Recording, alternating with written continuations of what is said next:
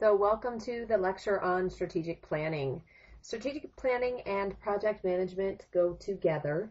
We'll try to make this a pretty short and quick lecture. And as an overview for strategic planning, we've got two processes that start with this idea of strategic planning, and we've got strategic thinking and strategic planning. And the thinking is this broad process. It's the brainstorming, determining where the vision is going to be, what the goals of the organization might be. And then the planning process focuses that and tries to set objectives, measurable outcomes, and a plan in place to achieve that vision and those goals. It's the development of a comprehensive long-range plan for guiding the activities and operations of an organization. And when we talk about strategic planning and the differences between that and a project plan, the strategic planning is bigger. It's the idea that the city of Missoula wants to be the cleanest city in the state. So they have to come up with a strategic plan on how they're going to do that. And the mayor is going to give this edict out to the next level of managers. Maybe it's the street department, maybe it's the police department and the fire department and the Missoula Downtown Association. And it's all of those groups coming together and defining individual ways and coming up with processes to meet that goal of making Missoula clean and beautiful and the cleanest city in the state. And all of those come back because we've got aesthetics, which the Missoula Downtown Association can help with. And we've got the street department, which helps with traffic flow and keeping it clean. And we've got safety from fire and police. So it's all these different areas within an organization and how they can each participate to come up with a plan to guide the activities to meet that vision. At the university and the Missoula College, it's that same idea. We've got this large vision of trying to see how we can get more students to take advantage of the 2-year college programs in the state of Montana.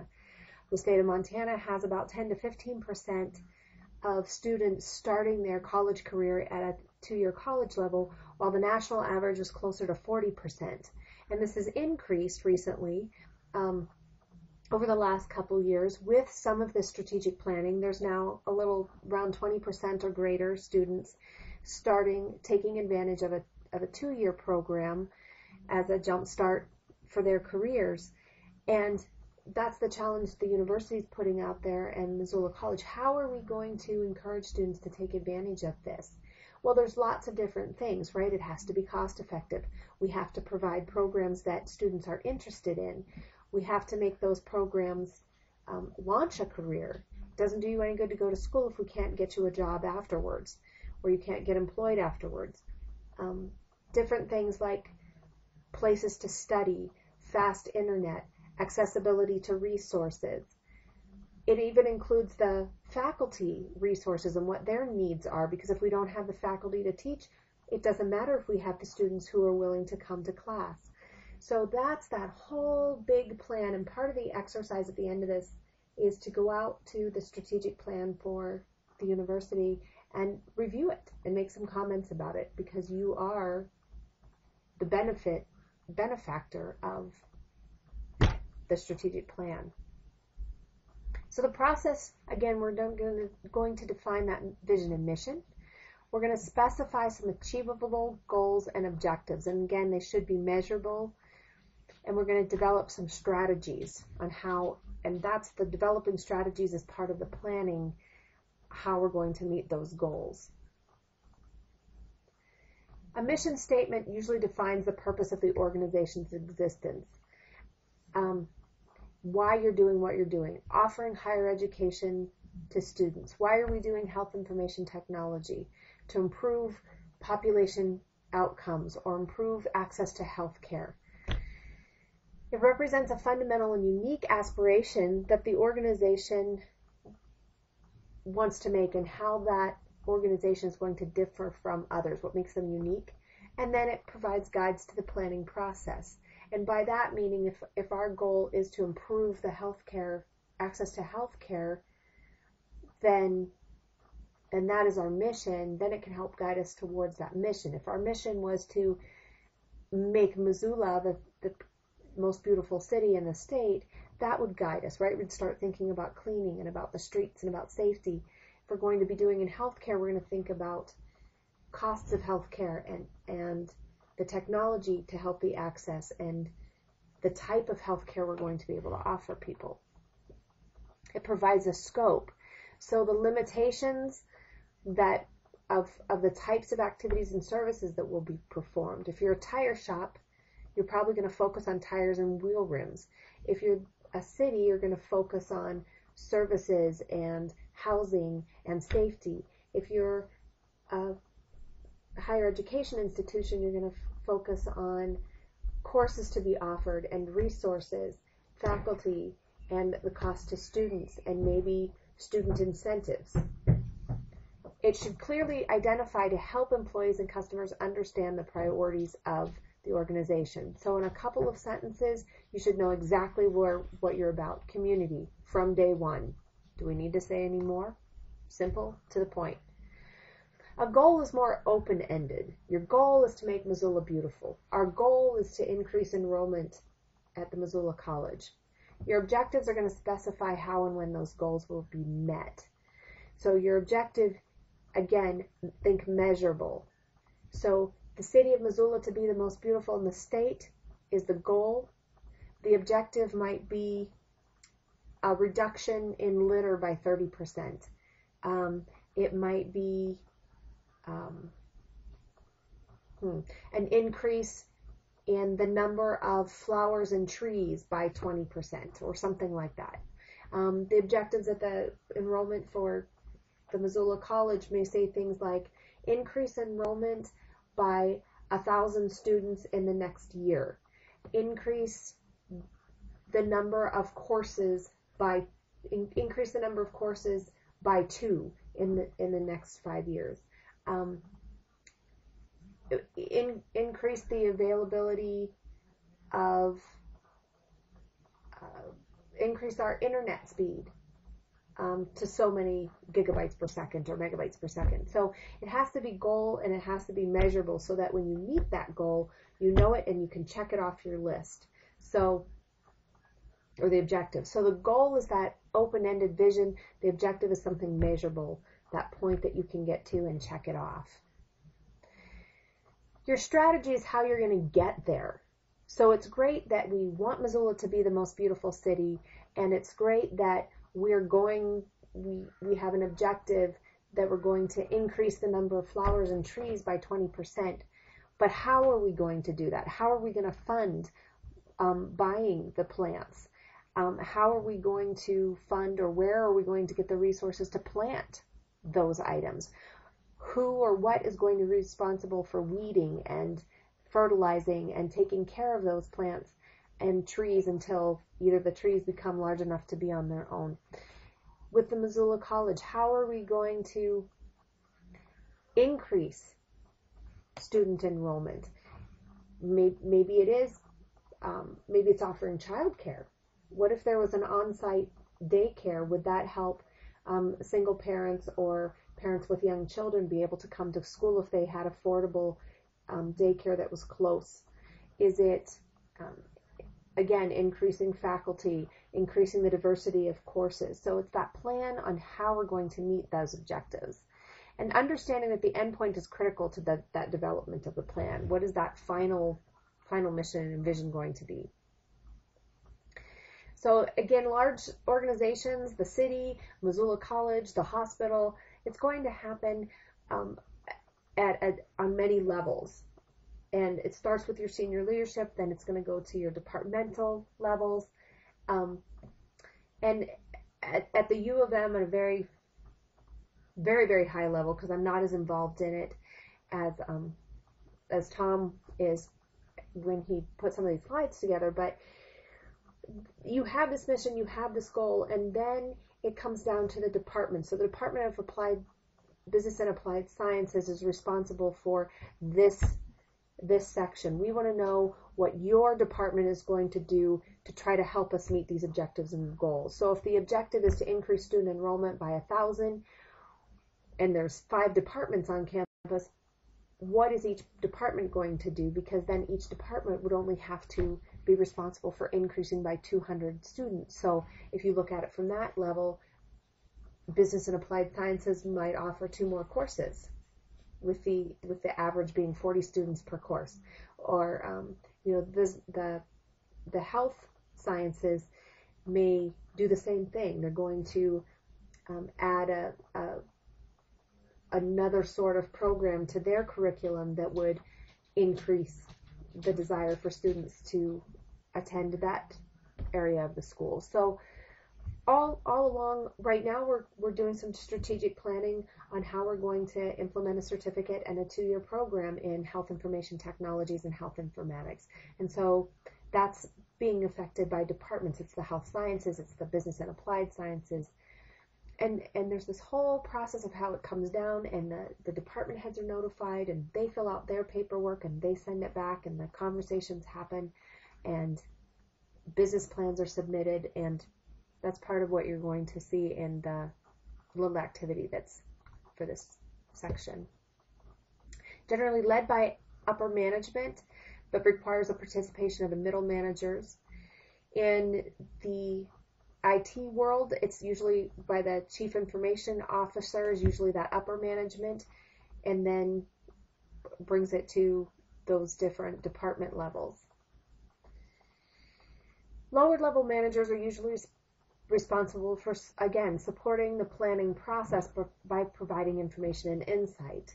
So when we implemented the electronic medical record at Community, that was our goal, right? To have an electronic medical record by originally started as the summer of 2012.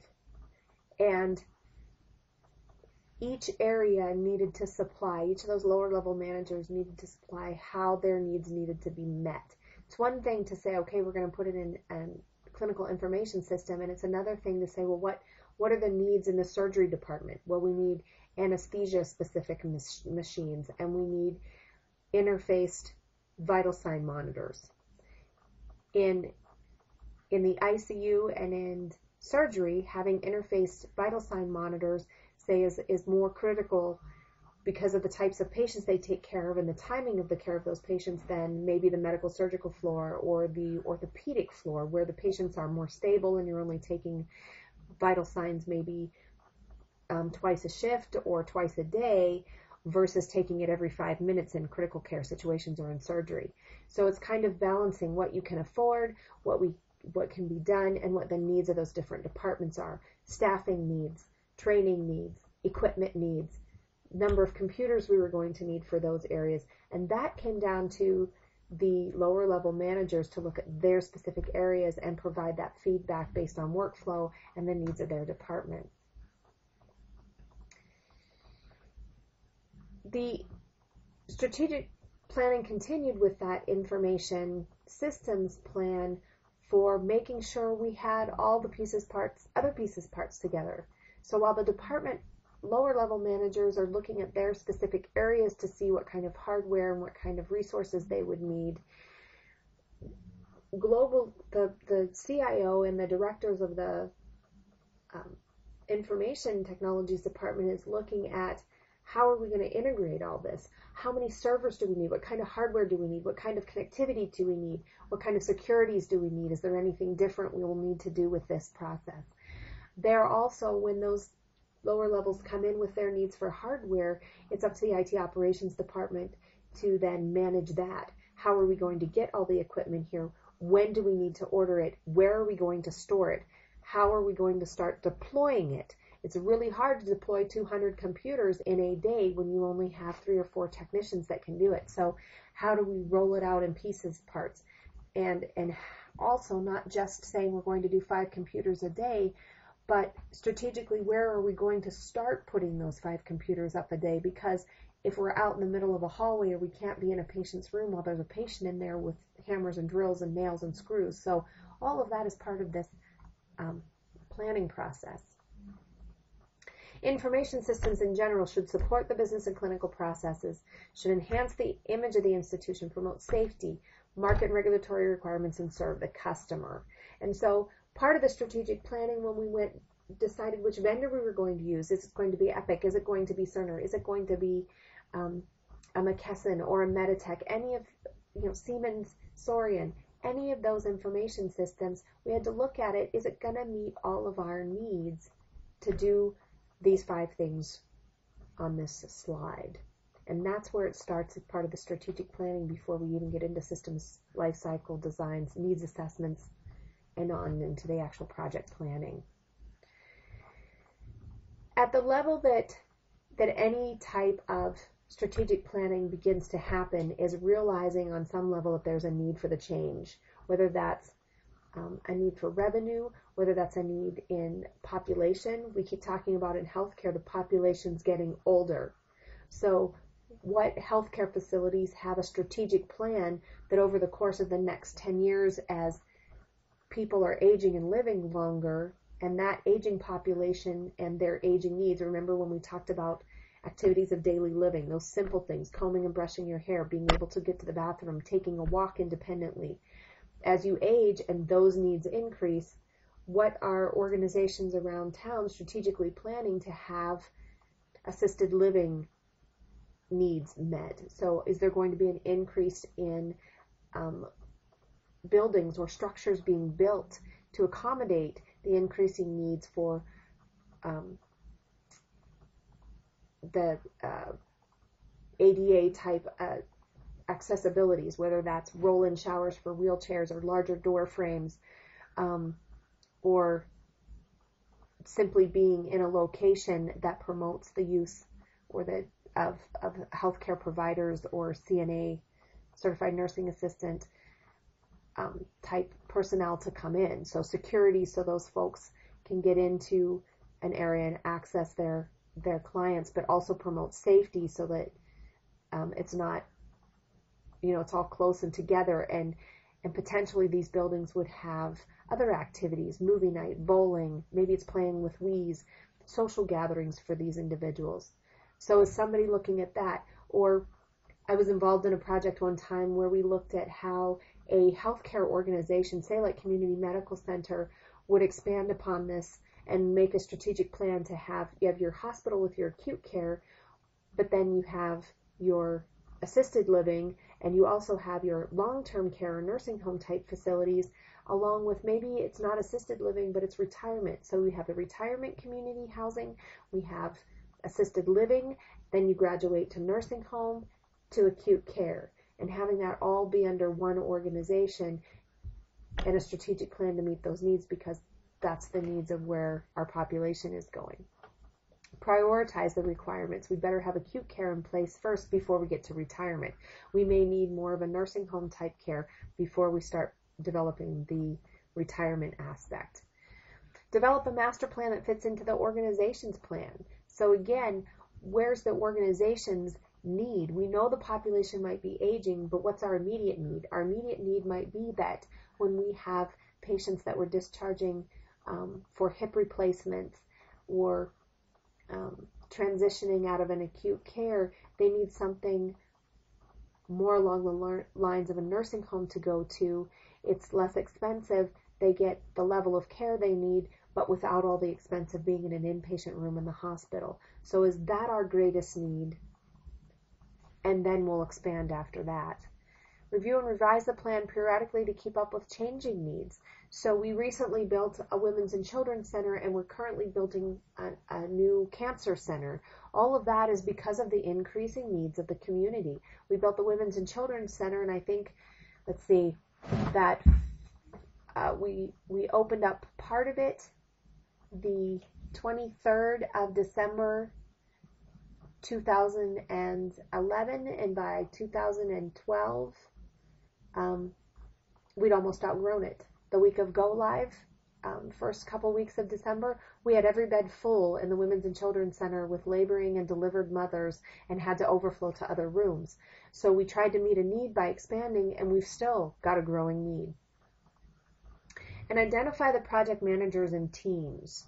And so again, the project may be really, really big and we need to bite it off in chunks. We need to gather information. So this needs assessment, analyzing the data, identifying different solutions that might work, and then setting a course of action. And then, of course, it's ongoing evaluation and feedback. And in the reading that was assigned, you'll see this, it talks about making sure that you're always doing some sort of reevaluation and making sure that the choices that you've made and the decisions that you've made are still meeting the goals and staying within the scope of the project. And it has to be an ongoing assessment. You can't wait until think that you needed 100 computers and the week before go live realize that you're short 50. You're not going to have time to get them ordered. So once you've realized you need 100 and they come or you get them ordered, then it's going back and doing a recount. Has anything changed? Do we need less? Do we need more? And staying on top of it. So project management, and there's a link out there for the Project Management Institute. It is looked at. The PMP, or Project Management Professional, is a certification that is looked for. Project management is becoming more and more sought after. And it's really, because it's one of those things that is usually for some of these short-term plans, it's usually contracted out, so you get a chance to go different places, meet different people too. But they help define the scope and results of the project. And what's really important is defining the project needs and doing this whole project plan, what the needs are, what the scope is, and trying to keep it within scope. And anything that goes out of scope, it's all related. Think of it as a triangle or even being circular, but there's a triad that goes with scope, cost, scope, budget, and the third thing I'm going to totally miss off the top of my head. And they're all related. So if the cost starts increasing, you're going to go outside of the scope. If the scope starts expanding, so you were going to just build a cancer center, but now you're building a cancer center and adding XYZ to the cancer center, and oh, by the way, you're putting in a special imaging thing that you didn't plan on. Now you're starting to do scope creep. You're going outside of the scope, and it's going to increase the cost. Resources are a big deal. If you don't have enough resources, you aren't going to stay within scope or within cost. So all of that is part of this whole planning process. Work breakdown structure, or WBS, is a common term that's used to define who's going to do what. And that's very important. So you might have your scopes and your budget all say, okay, we've got to do this for $100,000 and it has to be timed. That was the other one. It has to be done within 6 months. If we go over 6 months, we're going to have to pay the consultants, which is going to increase our cost and put us out of scope.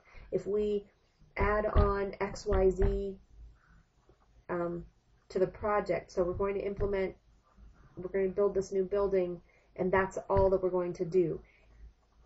If we decide to do more than that, then it's going to increase the cost and it's going to extend the time. So cost, time, and scope.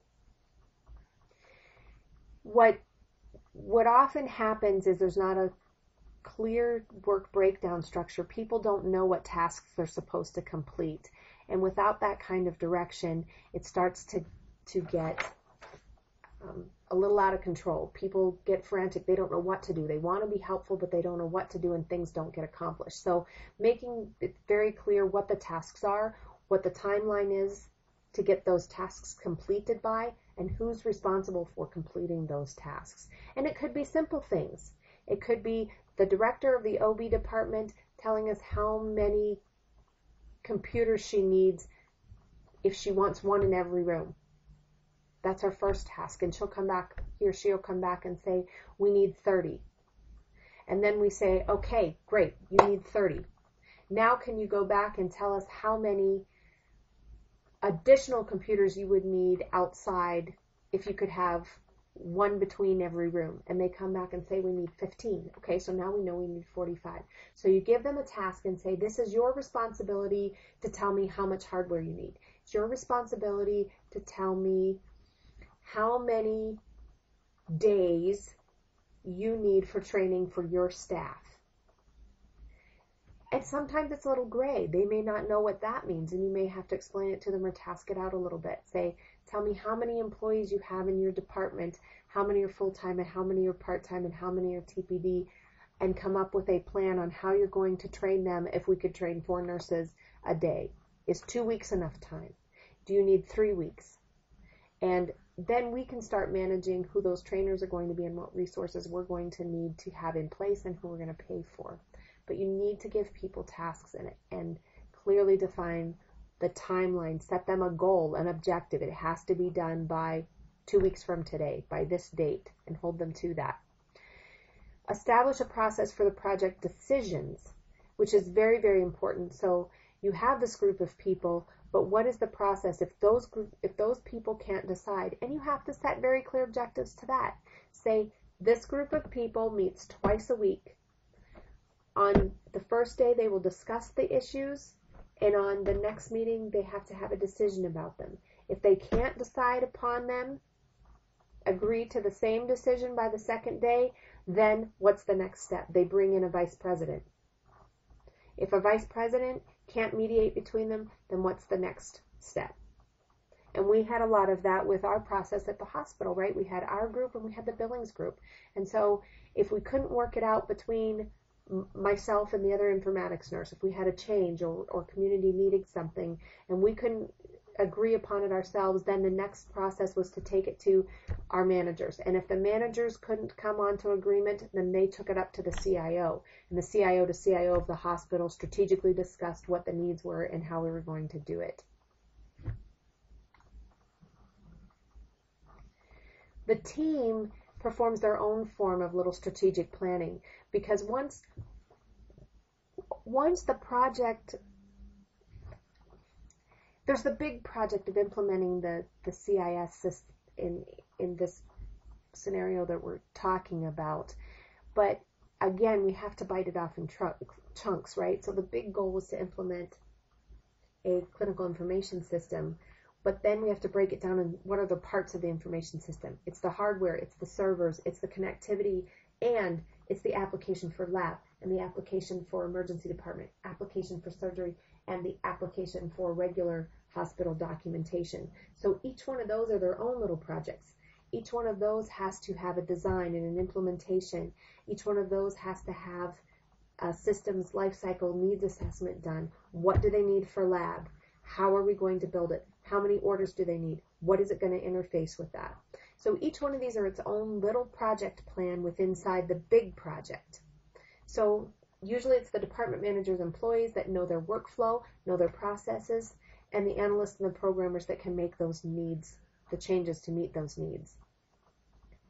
The needs assessment can also be called environmental scanning, but again, it's that overall plan for collecting data. So think of project management. Do you remember when we went back through and did a workflow? And some of you did how you cooked a dinner, and some of you did your daily routine for getting up in the morning and getting to work or school and getting the kids off. That's a type of project plan. You actually did a form of mini project plan in the idea that you identified what your needs were and how you're going to meet those needs, right? Your needs were to get something to eat at the end of your day. And how you got that need met was by putting your meat out to thaw before you left to go to work or school in the morning. And it was having your recipe available and making sure you had the ingredients, and then coming home and going through the steps to actually prepare it.